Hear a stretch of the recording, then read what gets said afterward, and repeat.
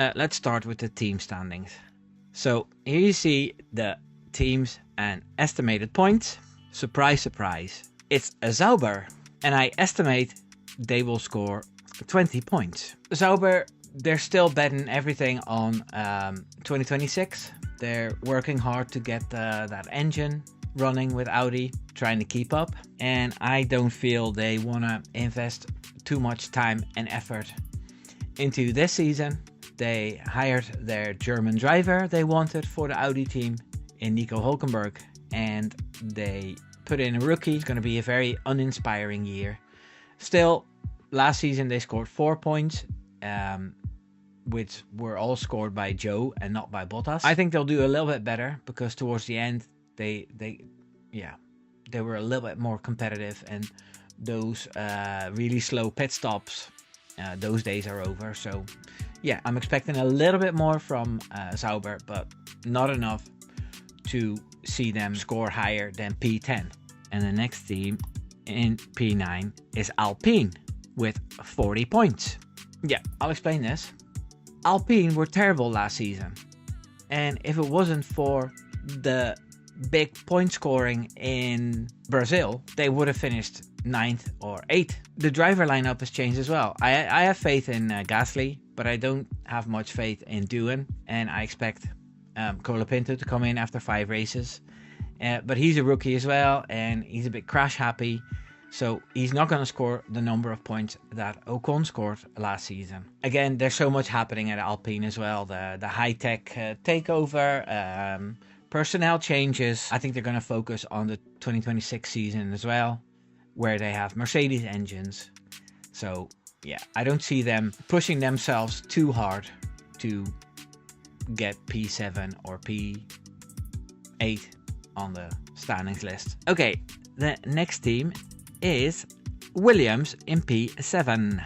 James Vowles, he talks a lot and he says a lot of things. He also said that 2025 is going to be a very hard year for them, and he's not expecting much of it, and he's overall a very positive person, so for him to say this, yeah, that means something. I still think Sainz and Albon are going to score an estimate of about 60 points, and that will give them P7. It's 2 places better than last season, because in 2024 they finished P9. You know, it's an improvement. I think they deserve a bit of improvement before they can go all in. The next team is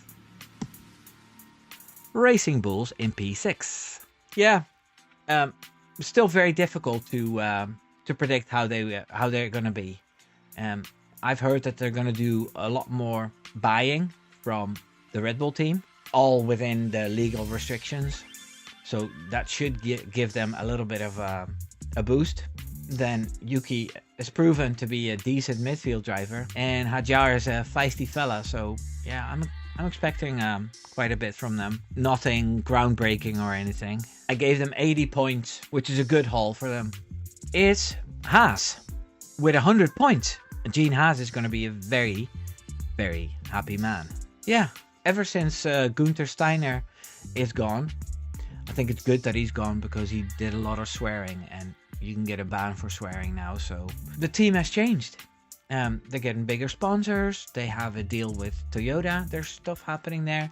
Ayu Komatsu is good on the technical side, but also on the coaching side. And they're probably benefiting from Ferrari being better than the years before. I think this will continue. And I think with their lineup, I'm expecting quite a bit from Ollie Behrman. And we know that Ocon can drive. So yeah, I totally see them finishing P6. And now, in P5, no change, Aston Martin. Even with the arrival of Adrian Newey, they can't turn the tide yet to become a race-winning team. I personally think that, you know, Adrian Newey will come in there and he'll dive into the 2026 regulations. He's already a couple of months late, but they will bring problems to him. You know, he'll help them out, you know, getting the car a little bit more balanced and a little bit more easy to drive. And Alonso will benefit from this. I can't say much about Lance Stroll because, yeah, he doesn't seem to be all that bothered. But yeah, that's going to cost him valuable points. Still, 120 points is fairly decent for a P5. The teams after this, they're going to be scoring way more points. And now for P4, we're getting into the top 4. This is going to be exciting. I'm just going to build up the tension a little bit more. Boom, Mercedes.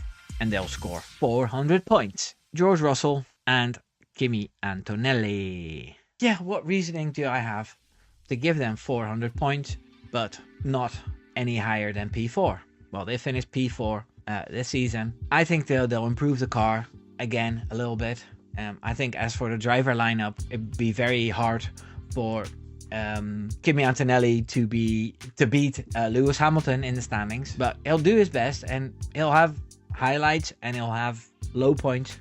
But yeah, I'm expecting quite a bit from the duo. The season is going to be the most competitive season in many, many years, with 4 teams fighting for wins. And, you know, the difference between the different teams is not going to be all that much. Mercedes not scoring better than P4 with 400 points is a bit strange, but that's what I predicted.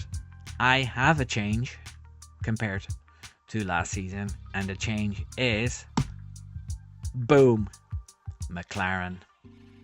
Oh my lord, what the hell is happening here? Okay, I've said this so many times, I'm gonna look so stupid when this doesn't happen, but I think McLaren are gonna run into a plateau. They're gonna aggressively develop and then find out that they went too far, which will set them back months. Something that happened to Ferrari, something that happened to Red Bull. And I think this time it's McLaren's turn because they haven't had it yet. This new TD, they were pushing for it, so they might have something up their sleeve. But, you know, there's nothing to say that this will actually work for McLaren. I have them in P3 with 500 points, which is a lot, but 24 races, 6 sprint races. There's a lot of points up for grab. In P2, I have Red Bull. I think Red Bull is going to be on top of their game again, which is great for Max Verstappen. Liam Lawson is just new in that team. He's only done, I don't know, what, 12 races in Formula 1. So he needs to get used to things.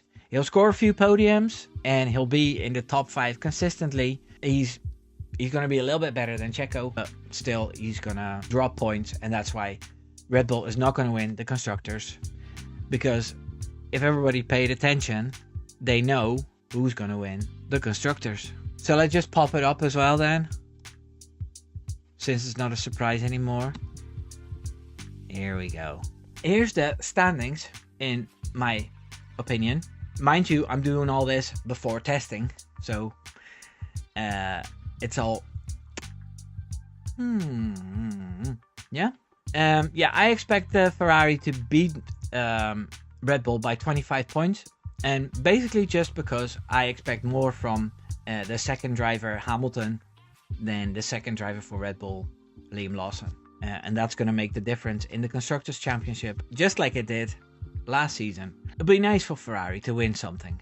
We don't know the driver standings yet, so that's going to be exciting.